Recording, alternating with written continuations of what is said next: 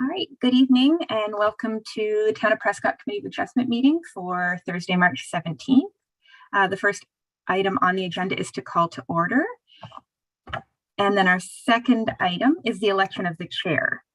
So at this point, I'm going to ask if there are any nominations for the office of the chair for the Committee of Adjustment. Yes, Lori? I'd like to nominate Sandra Eisman for chair. Okay. Are there any other nominations?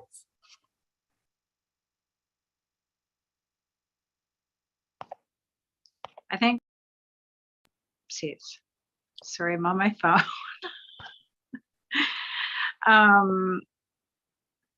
Yeah, I would like to nominate Craig. Okay. Are there any additional nominations?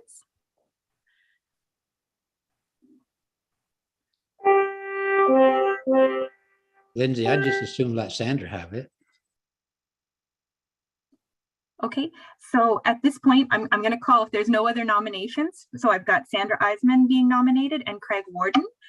So I've got to ask another 2 times. Are there any other nominations on the floor?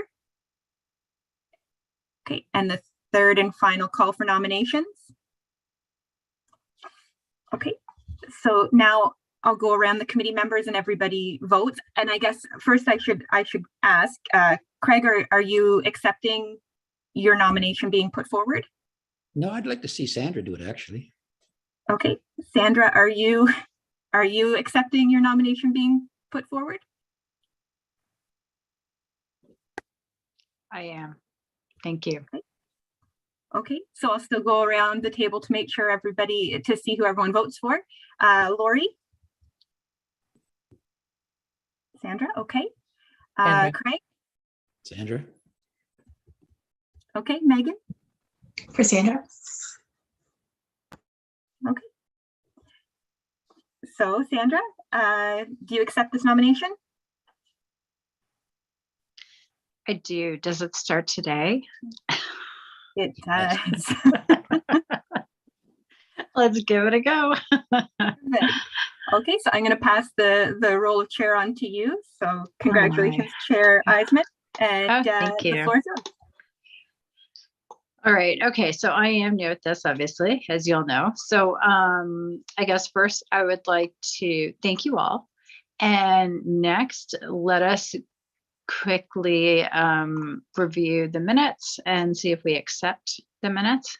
Correct? This is what I do next, correct? Sorry, Chair. The next item, number 3, is approval of the agenda. Pardon me. That's right. Okay. So has everyone had a chance to review the agenda, and does anyone have any comments? I'd like to make a motion to approve the agenda. I'll second that. Perfect. Thank you. So do I ask the deputy clerk, is that who I'm asking, to please make a note that it has been approved for, what is it? A motion has been carried? Through you, Chair, you can just say that the motion has been carried, or you can ask all in favor, and then everyone can all put in their hands up favor. and say, yeah, perfect. Perfect. Thank you. Perfect. Me as well. Okay, excellent. So it's been carried. Does anyone have any declarations of interest? I do not. No. What about you, Megan? No, none. No? Okay, me neither. So let's move forward. So I'd just like to note there have been no declarations of interest made. So next, let's review the minutes of the previous meeting. Does anyone have any comments? I didn't see any errors or omissions, but No, I didn't see any errors or omissions. I'd like to make a motion to approve the minutes. I'll second. Great, perfect, thank you. So please let us note that the minutes from the previous meeting the motion has been carried, approved. All right, so that brings us on to new business. So at this point, I would like to invite, do we have, sorry, I just have to like scroll through the phone to see who we have. Is Sean here? I don't see Sean here. Is Sean not here today? Yes, Sean's here on the phone, and Oh. I think he's ready to go. Okay, perfect. Okay, great. So Sean, would you like to give us some information about 5.1, the minor variance application for the Southside Prescott Center Drive?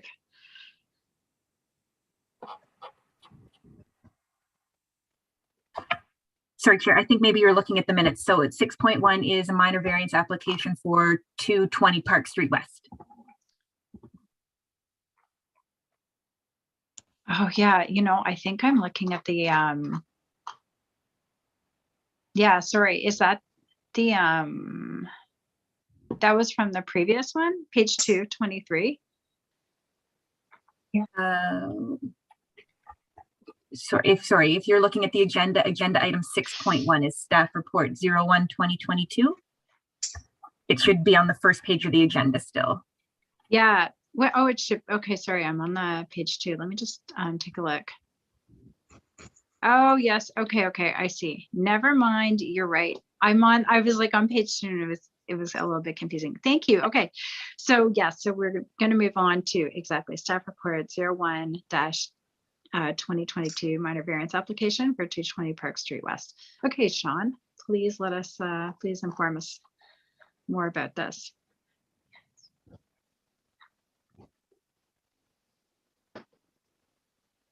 Can you hear me, Madam Chair?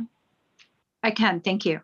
I will mute now. Okay, no problem. I just wanted to make sure before I talked for 20 minutes. So anyways, 220 Park Street West submitted an application last fall in which they were proposing developments upon the property that involved 3 accessory buildings. No one accessory building by itself would put it over the total allowed under the zoning bylaw, but when you added all 3 of them together, it came up to 900 square feet. And of course, we only normally allow 645 square feet. Staff is recommending that it be approved with the following conditions: that the balance of outstanding taxes, penalties, and interest be paid to the town. There isn't any, but if there was, that all permits required will be taken out and conditional upon matching the minor variance allowances approved and the plans as submitted for the minor variance. And that because these buildings are being placed practically on the exact amount that's required for the setbacks, that all buildings be pinned prior to construction and a survey completed at the end of construction showing that building placement is documented properly. So as mentioned earlier, section 4.2.1C of the zoning bylaw says accessory buildings cannot exceed 60 square meters or 645 square feet, or 10% of the lot size, whichever is the lesser. In this case, it's a double lot, so it's definitely the 645. And the amount of buildings that they're looking to build is 900 square feet or 83.55 square meters. The relief for the zoning is requested to allow for enhanced use of the property for personal reasons. So this land is known as 220 Park Street West. Jean-Marc Jaunet is the registered owner of the property. And literally this place is almost directly at the top end of where Center Street and Park Street match. Surrounding land uses include R1 and institutional, and of course the town water site is close to it as well. This property has been with the recent owners for over 10 years. The original house was built back around the 1900s, and it is a double lot of record. So basically, they came to us last fall, and when we talked about it, they said they'd go the minor variance route. They did apply for the minor variance on October 5th, but they were willing to put it off until such time as we had more than one application to come forward because they weren't looking to build before this spring. We did distribute it amongst all the town departments for review and no concerns were expressed. We also posted the property and notified all people within 60 meters. As of the writing of this report, there had only been one phone call and email received on it. Since then, we did receive one more today, but in both cases, neither one had no written concerns or support provided for the thing. In fact, both had indicated that they basically supported it, although the one person did ask that they be notified of the decision. Everything else is being met according to the zoning bylaw. There's no concerns with setbacks, maximum height, and or use. And so, again, when we're considering a minor variance, we take a look at the four items. Is it minor in nature? Is it desirable for the appropriate development or use of the land? And does it maintain the general intent and purpose of the official plan? And the same thing with the zoning bylaw. So in general, 60 square meters is reasonable for an accessory building, but as this garage could have been connected to the house, in which case they wouldn't have needed planning approval, coupled with the fact that being a double-sized lot and a fairly large lot at that, and the owner has demonstrated that this is going to be used for personal, this increase can definitely be seen as minor.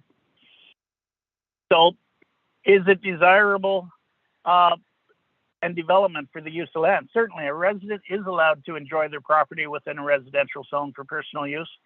And again, the town has no need to provide additional services because the services are already provided to the lot. In general, it meets the intent. Using a pool house or a detached garage is certainly part of both the official plan and the zoning bylaw. Therefore, staff has no concern recommending approval of this minor variance. And with that, unless there's any more questions through you, Madam Chair, I turn it back to you.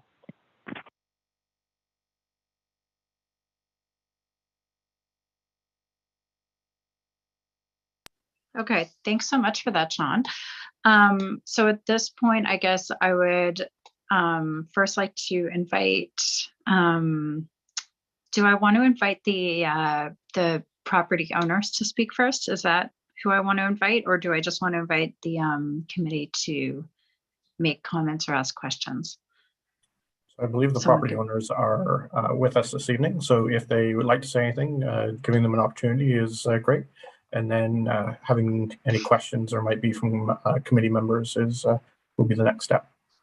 Okay, great. So Mark and Linda, if you're there, Jean-Marc and Linda, if you're there, if you wanted to, did you have anything you'd like to say at this point?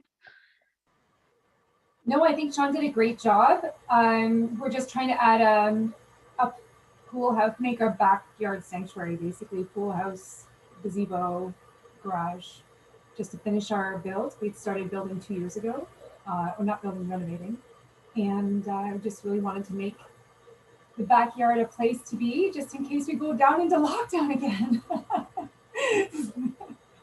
So that we don't go crazy over here.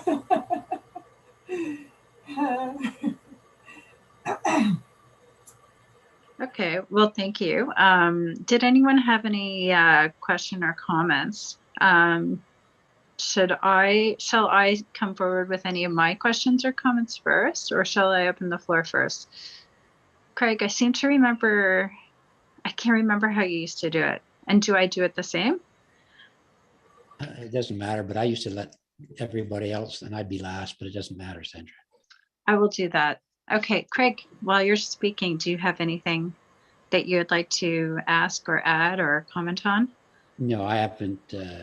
I don't have any concerns. I was down and looked at it and they're cleaning it up very nice. And it's, if it follows through with the diagrams, it's looking like it's going to really enhance that area. So I think it's good. Thank you. What about you, Lori? Do you have anything that you'd like to say or ask? I don't have any questions or concerns. I think the request is minor, and I'm glad that I hope that they can make full use of their property. Okay, thank you, Lori. What about you, Megan? Did you have any comments or questions?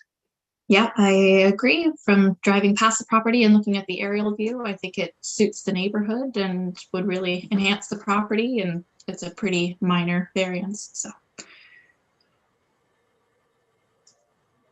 Okay, so I'm going to ask what I always ask, which is, how do the neighbors feel about a garage right next to them? Is it gonna block out light from their home? Is it gonna, how does that impact the neighbors? So I don't think we've received any comments or questions or concerns from the neighbors that it would be a negative effect. Okay, perfect. So because I'm the chair, I get to just say this one little thing. Yeah, so I don't really have questions or concerns. I do have one question. In the diagram, it's showing a big tree. I think you took that tree down last fall though, right? Okay, so that tree doesn't exist anymore in that diagram.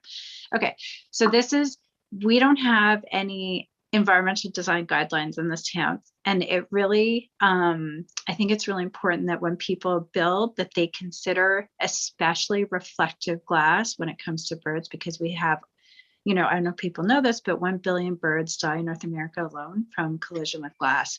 It's actually a very serious wildlife problem. So I would just hope that you would try to consider that when you're doing these new builds, because it's going to be in your beautiful backyard. We have lots of wildlife around here, but I don't really see any negative impact either. So with that, I'm going to put it forward for a vote. So did anyone want to, that's where we're at now, right? A motion to carry? Yeah. Through you, Madam Chair. If you want to read the recommendation that's listed there, and then you can ask for a mover and a seconder. Yes, I can do that. Okay, let me get to the right page then, because as Craig pointed out, this was like a novel.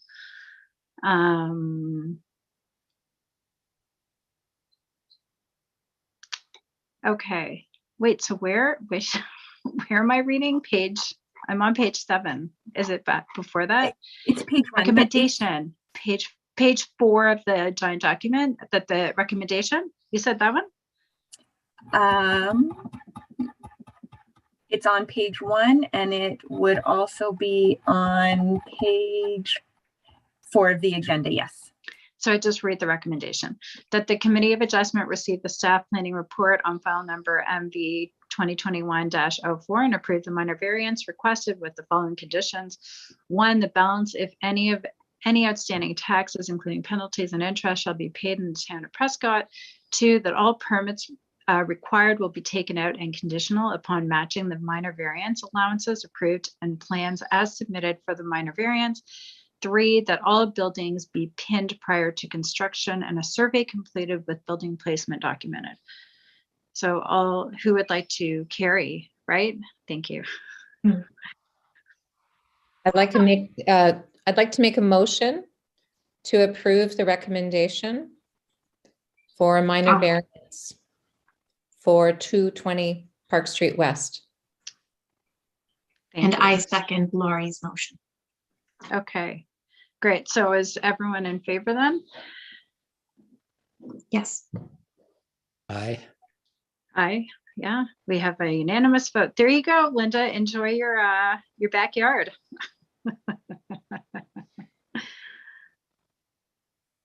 Thank you. Bye. Okay, so on to the next bit of business, and I am having my kid dropped off, so that might happen right in the middle of next business, but we will make it work anyway. So Sean, did you want to take it away again? So yeah, I'll take care of this one, if that's okay, Madam Chair. Please and thank you. Okay. So before you this evening is a minor variance application for 990 Edward Street North. It's currently the site of Wellington House, which is a long-term care facility. It's a 1-story, 60-bed facility, and they're looking to redevelop it into a 128-bed facility with 75 parking spots, as well as barrier-free parking spots and drop-off spaces for loading. We went through the zoning bylaw to determine if there was any variances from what is currently zoned as, which is institutional. And the only one that is of an issue and requiring a minor variance is the maximum building height. So according to the requirements in the zoning bylaw, it would be a maximum height of 10.5 meters, whereas the application is for 17 meters. From there, we did the analysis, both from the developer as well as our own planners went through the analysis and asking the 4 questions when it comes to minor variance. Is it minor in nature? Is it desirable and appropriate development for the land use and building and structure? Is it in keeping with the general intent and purpose of the zoning bylaw? And is it keeping with the intent of the official plan? So in terms of being minor in nature, this particular area is a more commercial area along Edward Street. It has the high school, which is relatively tall to its north side, and then a car wash to its south side. Bordering on its southeast side as well as its east side is residential lots. So the rear yard setback would be 132 meters, as well as 12.6 meters from the south setback. So it's showing you that the entire building is moving much more to the west, more towards Edward, very much away from the residential lots, and more in line with the commercial lots and institutional lots that run along Edward Street itself. So in the opinion of both the planning or the planners for the developers as well as our own town planner, is that it would be minor in nature. In terms of the appropriateness, again, looking to grow residential and in particular long-term care options for the community is something that is very much looked at in both our official plan as well as what we're trying to do as a community. And so from an appropriateness standpoint, it does fit in line with what we're attempting to do. The intent and purpose of the zoning bylaw. So it's certainly when you're butting up against residential, we want to be cognizant of the height of buildings as well as how they will interact with those other residential areas and other land uses. And the fact that they've moved the building all the way to the east of the parking lot to bring it more in line with the commercial and institutional type of uses, then we see it as being intent and following the intent of the zoning bylaw. And then certainly from the official plan perspective, again, we're looking to increase the number of types of housing for residents in the town, as well as when you take a look at the downtown core, the 50-foot height is well accepted in that area. And then looking for that continuum of care use in being able to support residents of Prescott, making sure that they're able to stay in the community is an important aspect as well. So again, in both the proponent and in the town planner's opinion, they all fell within the intent of the official plan. So from a recommendation standpoint, that we're recommending that the site plan be approved within 1 year, that the appropriate screening be used for when it does abut to those residential properties, and that the approval of the variances, if it's granted this evening, would be posted or put in terms of the overall plan as they move forward.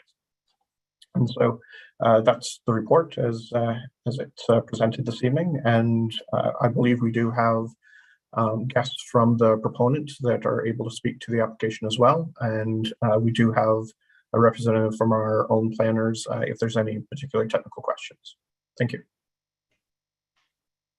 Okay, thank you so much. So yeah, I'd like to open it up then for the planners for the long-term care facility to speak now. Great. Thank you, Madam Chair, members of the committee. My name is David McKay. I'm a registered professional planner with MHBC. And I don't want to say too much because I think Matthew did a great job of summarizing the proposal. It is to allow for the redevelopment of the property to intensify the amount of long-term beds that are being provided. And this is in accordance with the province's direction and funding mechanisms that they've set forward. And, as part of this development, one of the things that's important to recognize is that we need to maintain the existing facility in place and operational while this is ongoing. So that starts to dictate the positioning of the building, as well as the built form and massing components of the building. And thus the reason why we can't just spread it more, lower the height and spread it over the rest of the property. So we obviously have to accommodate 128 beds. That's the minimum requirement by the province for these redevelopment plans. And again, we've focused the massing closer to the street, away from the residential neighborhood, to behind the site. And in that regard, we've also stepped the building as well at the one corner closest to residential. And then as the building moves further back, again, steps down to a one-story component. So the height and massing is focused primarily at the street. And we have incorporated generous setbacks on all sides to accommodate for that increased height, especially from the residential component. Stefan is with me as well from my office, and we'd be happy to answer any questions that committee may have. And we're quite acceptable of the conditions being requested by staff. Okay, well, thank you very much, David. Yes, Matthew. I also did want to note that we've received no public feedback from any of the neighboring property owners. And so just wanted to make note of that for the committee. Great, thank you. Okay, so I will open it up to the rest of the committee. Did anyone want to express any concerns or ask questions? Megan, did you want to go first this time? Yeah, sure. Thank you. I do not have any concerns. I think that the area it's located in will not have a large impact on residential houses around it. And I think it's a valuable part of the community. So I think they've taken into consideration adding more setback to accommodate the height, and it seems very appropriate in my opinion.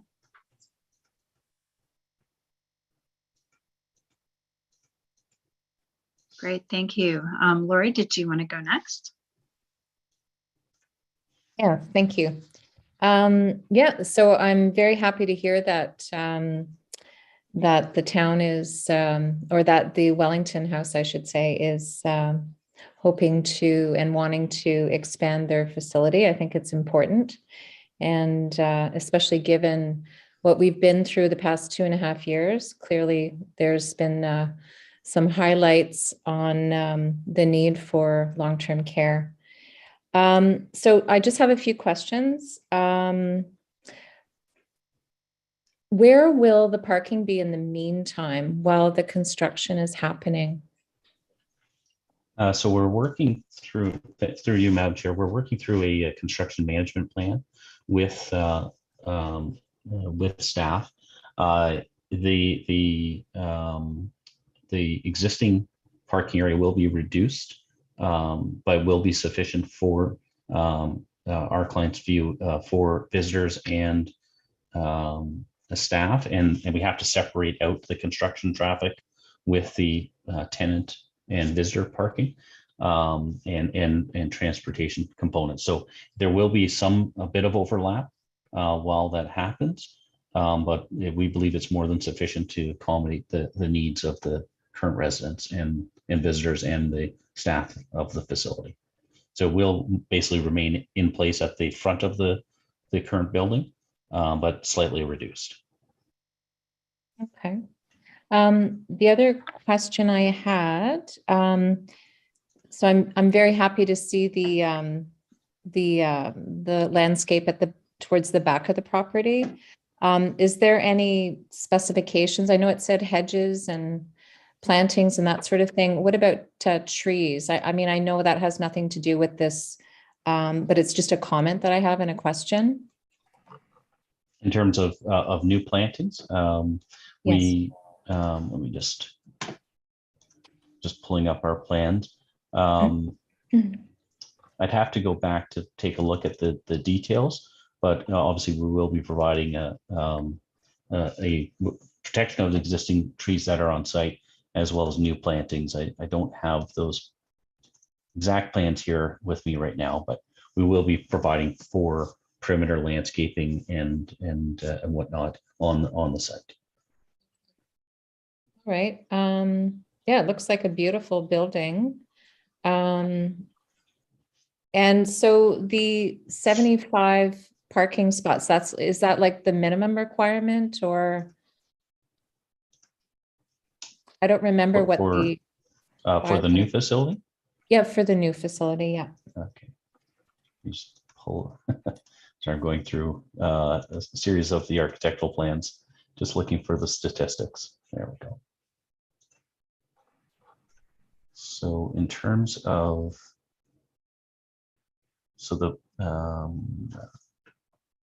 so we require a minimum of 64 for the Okay. 128 bed facility, and we're providing for 75. Okay. All right. Okay. Well, I don't have any further questions. Just a comment. I just would really hope that maybe some tall trees, or tall, they're not going to be tall when they're growing, or until they've fully grown, but if that could be included in some of the landscape towards Okay. the back of the property. Okay, thank you. Great, thank you so much. And Craig, did you have any questions or comments? Well, I just want to say that thanks, Matthew, because that was my first question. I always like to know what the neighbors are thinking. I was over there and I looked at this from every angle possible, and I think it's actually a win for the residential people, because I mean it's going to be back away from the street, because it's right on the street right now. And as far as the height goes, not really going to block anybody's view or the sun, because it's in a better location. I think it's a good thing for Prescott, and actually I was down every angle. I think it's going to be good. That's it, Madam Chair.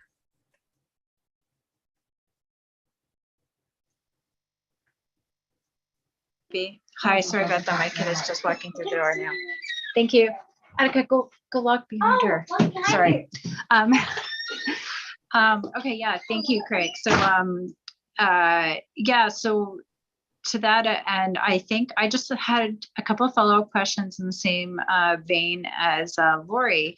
And that is just, I do see that it looks like I can see the mature trees to the northeast of the sort of the very far back part of the property. And I know this is just my own recommendation, but I know that there was really nowhere for the residents of the former or of the current home to walk aside from the driveway. So it would be really nice if there was an actual walking parquet for them. Like that would be really exciting and special.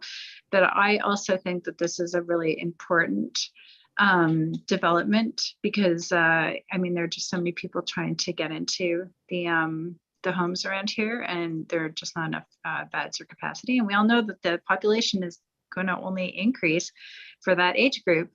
So I don't have any issues either with raising the height. The only one who could really be, I feel like, impacted by sun blockage is the high school.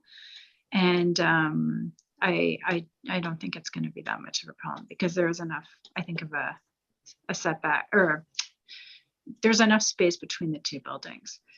So I think we are ready to put it forward then for open it to the floor. But first, wait, no, do I read it? I'm so sorry. I already forgot. Do I read it first and then we take a vote? Yeah, through you, Madam Chair. Yeah, you can read the recommendation and then ask for a mover and seconder. That way it reminds the committee what we're discussing and what they're approving. Okay, perfect. All right. So, oops, this is the wrong one. So I'm just going to pull up that proper page.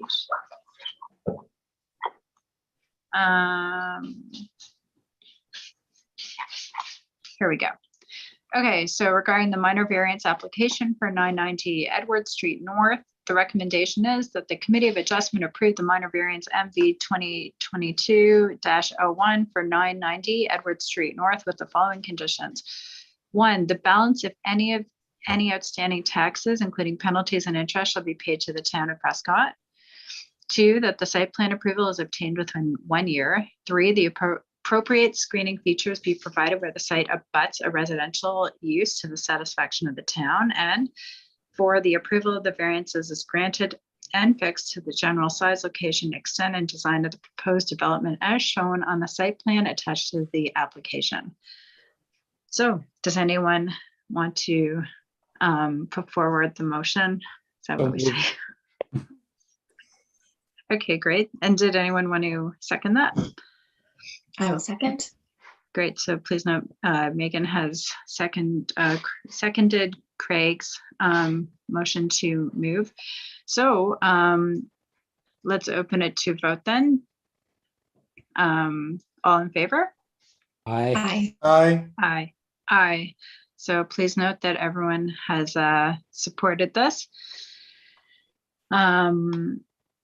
So I think we scheduled 2 hours for this meeting. Perhaps it was thought that it was going to be contentious in some ways, I'm not sure. But I do think that's it for new business, is it not? Through you, Madam Chair. Yep. When I schedule the meetings, I just like to keep a big block of time just in case. And the last item on the agenda is item number 7, and that's adjournment. So the recommendation is on the agenda as well.